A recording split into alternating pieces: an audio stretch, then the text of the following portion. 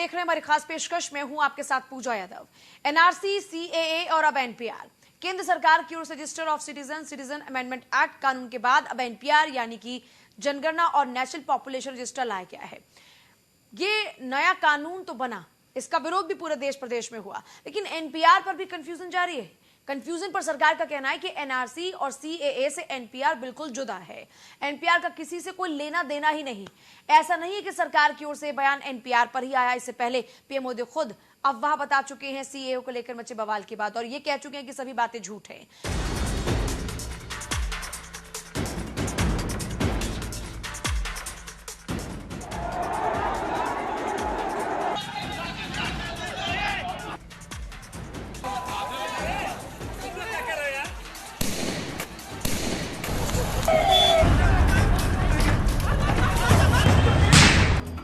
NRC CAA की आग अभी ठंडी भी नहीं हुई थी कि केंद्र सरकार की ओर से एनपीआर आने पर एक बार फिर राजनीति में विरोध का शोर देखने को मिल रहा है।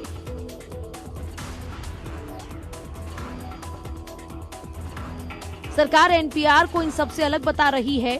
इससे पहले एनआरसी सीएए को लेकर मचे कोहराम पर सरकार की ओर से कई बार अपील की जा चुकी है।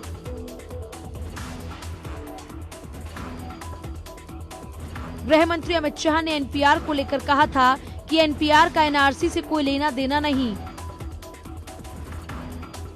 एनपीआर को लेकर कहीं पर भी देश के किसी भी नागरिक को मन में ये शंका लाने की जरूरत नहीं है।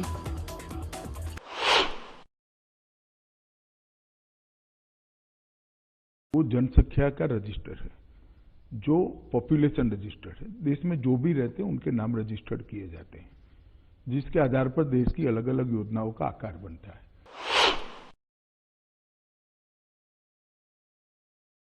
एनपीआर का कोई भी डेटा एनआरसी के उपयोग में आ ही नहीं सकता, क्योंकि ये अलग प्रक्रियाएं हैं और उसमें नागरिक से अपने नागरिक होने के लिए कुछ दस्तावेज मांगे जाते हैं और कुछ प्रक्रिया जो असम में हुई है अभी।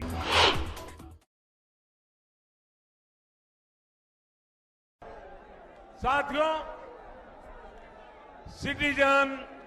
सिटीजनशिप अमेंडमेंट कानून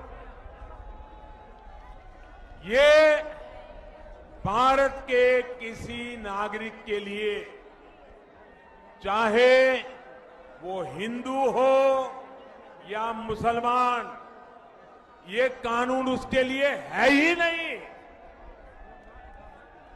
ये पार्लियामेंट में बोला गया है।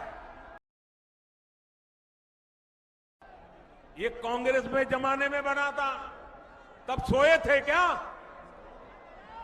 हमने तो बनाया नहीं, पार्लियामेंट में आया नहीं, न कैबिनेट में आया है, कोई जवाब नहीं, झूठ चलाया जा रहा है। महात्मा गांधी की समाधि पर सीएए को लेकर कांग्रेस लगातार सरकार पर हमलावर है।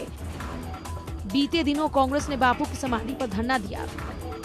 पूर्व पीएम मनमोहन सिंह, कांग्रेस अध्यक्ष सोनिया गांधी, पूर्व कांग्रेस अध्यक्ष राहुल गांधी, यूपी कांग्रेस महासचिव प्रियंका गांधी समेत तमाम कांग्रेस के नेताओं ने संविधान की प्रस्तावना पढ़ी। इस दौरान मोदी सरकार पर वार भी हुआ और राहुल ने कहा, जो काम देश के दुश्मन नहीं कर पाए वो काम पीएम मोदी करने की कोशिश कर रहे हैं। नरेंद्र मोदी देश की आवाज को दबाना चाहते हैं। मैं आपको और आपके मित्र अमित शाह को बताना चाहता हूं, ये आवाज कांग्रेस की नहीं बल्कि भारत माता की है। जो काम देश के दुश्मन नहीं कर पाए वो काम आज नरेंद्र मोदी पूरे दम लगा के कोशिश करने की, पूरे दम लगाकर कोशिश कर रहे हैं। यूजुअल रेजिडेंट को लेकर भी लोगों में कंफ्यूजन है। आखिर उन्हें सरकार को बताने के लिए क्या देना होगा जिससे उनकी जनगणना तय हो सके। चलिए यूजुअल रेजिडेंट को भी आपको ग्राफिक्स जरिए समझाते हैं कि आखिरकार अब ये क्या है। यूजुअल रेजिडेंट्स का मतलब क्या है? सिटीजनशिप रूल्स 2003 के मुताबिक एक यूजुअल रेजिडेंट वो है जो भारत के किसी इलाके में पिछले 6 महीने से रह रहा हो या इससे ज्यादा समय तक रहना चाहता हो। एनपीआर के तहत जो डेटाबेस तैयार होगा उसमें जनसांख्यिकी जानकारी के साथ बायोमेट्रिक ब्यौरा भी लिया जाएगा। इसके तहत Aadhaar, mobile number, PAN, driving licence, voter ID और भारतीय पासपोर्ट नंबर की जानकारी ली जाएगी। 2010 के एनपीआर में 15 पॉइंट्स का डेटा संग्रह किया गया था। इसमें माता पिता की जन्म की तारीख और जन्म स्थान के अलावा पिछले निवास स्थान की जानकारी नहीं मांगी गई थी। एनपीआर 2010 में डेटा संग्रह का काम 2011 की जनगणना में हुआ। चलिए आपको बताते हैं जनगणना क्या होती है, जनगणना कब कब हो चुकी है, क्यों होती है, ये भी जरा समझिए। जनगणना क्या है?